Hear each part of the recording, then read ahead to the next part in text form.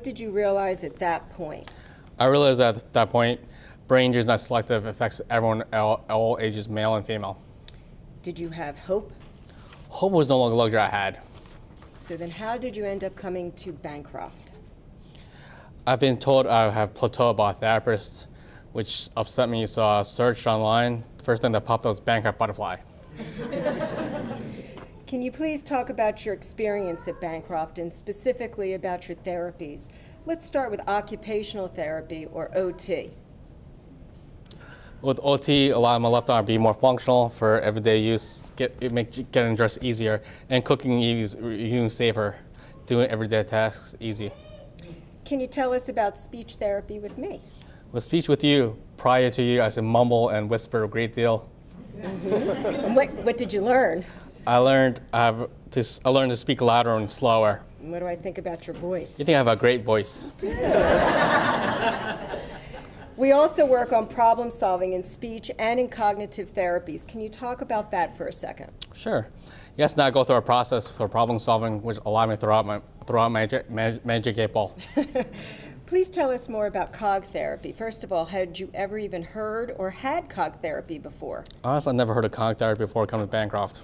And so can you tell us, what do you work on specifically with Holly in cognitive therapy?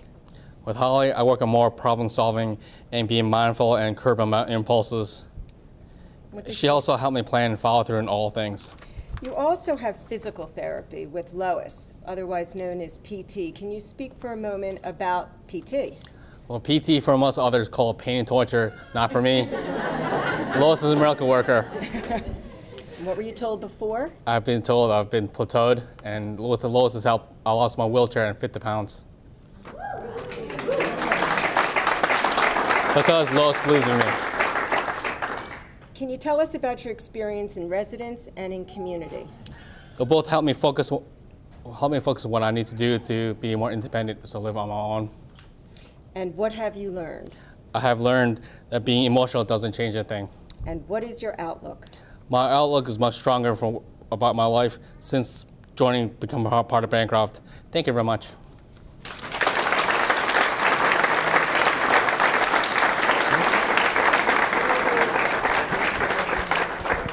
Thanks. Thank you, sir. No problem. Good job, pal. Thanks.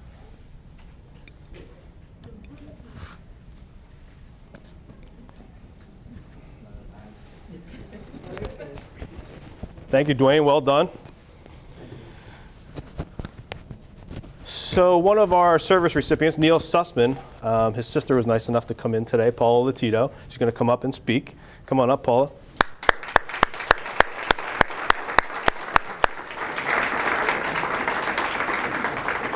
So when I saw Paula's name on the manifest for tonight, I remembered back to several years ago, you guys came in for a tour, and it was probably a week before Christmas or two. I don't remember. I remember. Because when you came in, right, a quartet of singers came in singing holiday songs because somebody's boyfriend had sent the singers over, and there's this big show in the lobby, and they're singing and everything else. And then followed by that, a flower arrangement came in from another boyfriend. And she's looking at me like, are you serious right now? And the place smells like gingerbread because our occupational therapy department was baking cookies in the kitchen. And as soon as her and Neil came in, Neil had his coffee, of course. And and the lady comes around with gingerbread cookies, and she's looking at me like, are you serious? And Neil puts a couple in his little, basket in front of his walker, and I'll have that with my coffee. So we got in the conference room, and she said, well, either you run a heck of a program here, Mark, or you have one hell of a marketing department. But it was not staged. It was not staged. But thanks for coming. Thank you. My pleasure. Do I need that? Yeah. Okay. There you go. Hey.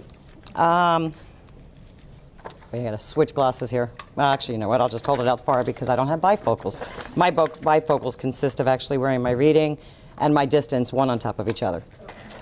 I did not bring an entourage of photos to be shown because I try not to dwell in the past.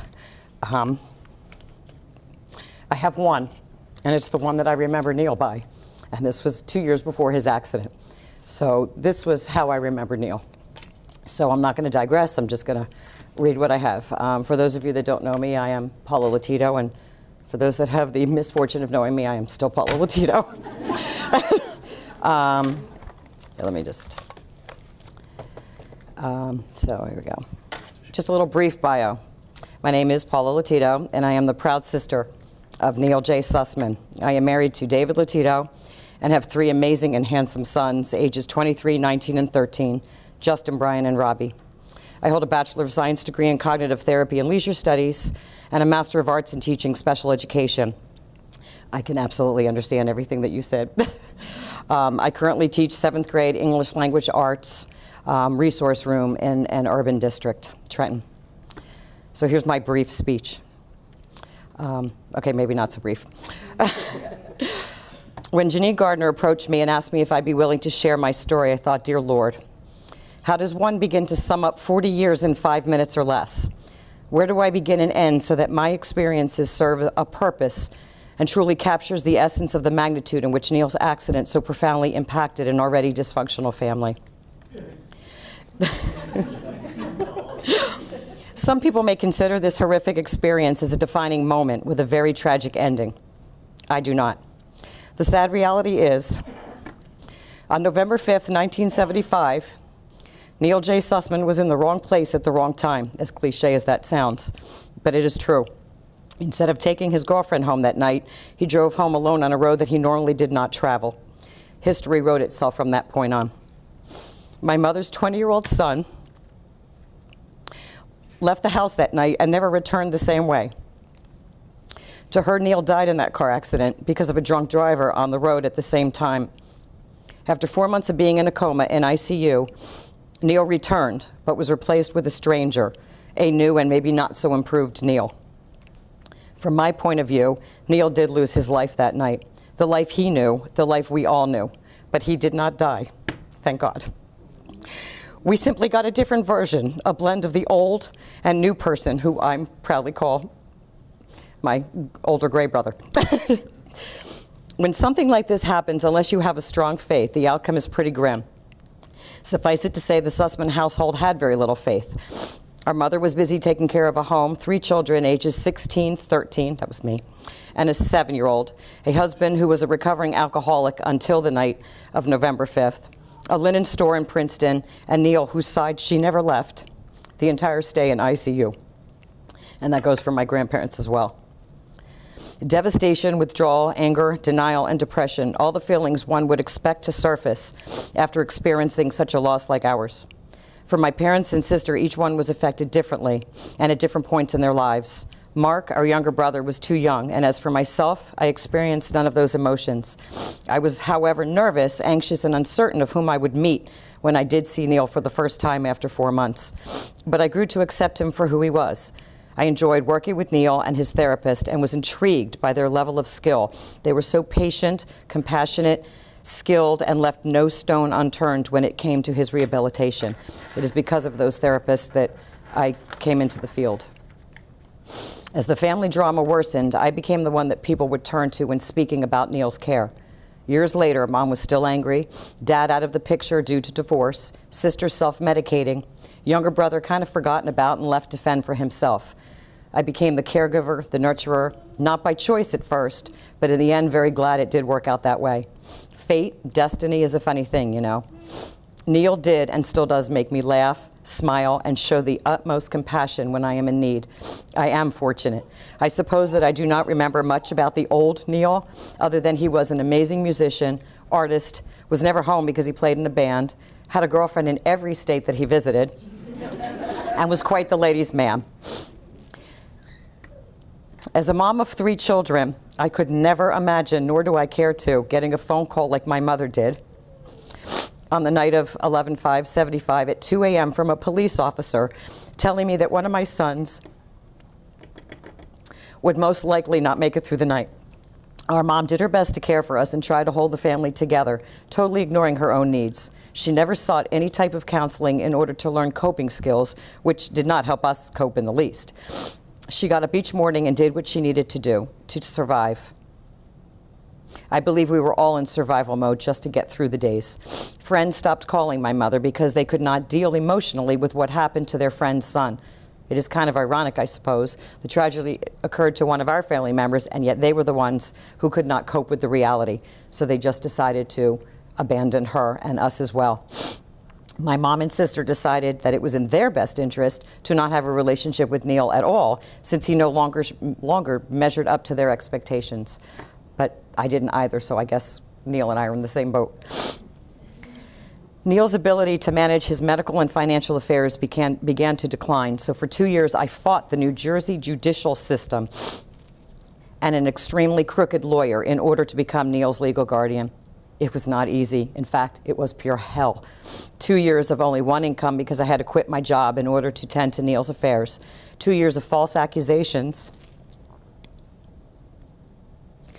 that I wanted to institutionalize my brother, lock him away, and steal his money. 2 years of depression, anger, frustration with a court system that turned a blind eye in regard to this attorney's antics while he slowly chipped away at my brother's trust fund and questioned my integrity every single day.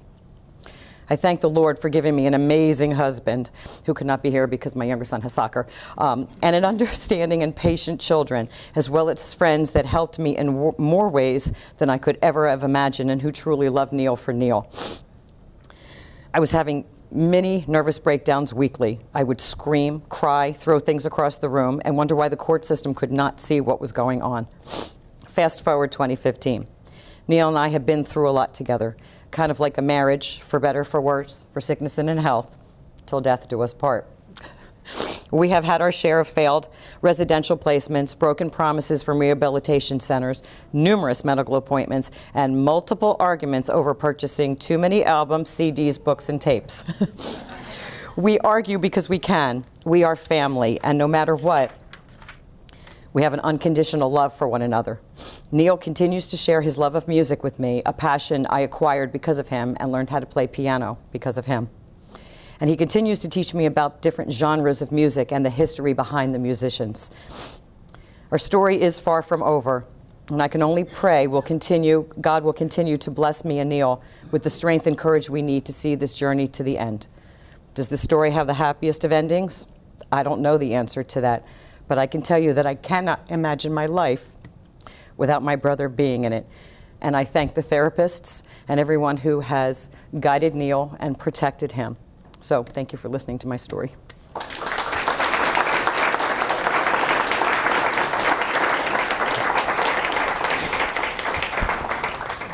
Thank you. Good job. Want some tissues?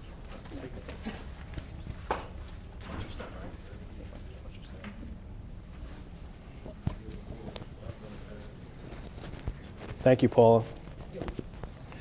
So speaking of music, I hear we have a pretty cool video to share through a montage of efforts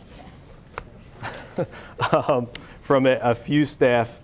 I guess developed this over the last couple weeks or so. Who would have thought some of our folks have some really cool talents, like drawing and painting and dancing, and also music is one of them. So Tom Fulcher and Bruce Johnson put this together and had some percussion sessions, I guess. And we're nice enough to video them, so we're going to share them with you today.